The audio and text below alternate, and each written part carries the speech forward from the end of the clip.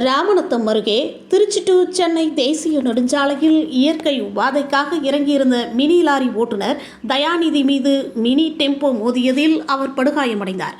108 ambulance மூலம் வேப்பூர் அரசு மருத்துவமனையில் அனுமதிக்கப்பட்ட நிலையில் ராமநத்தம் போலீசார் விசாரணை நடத்தி வருகின்றனர்.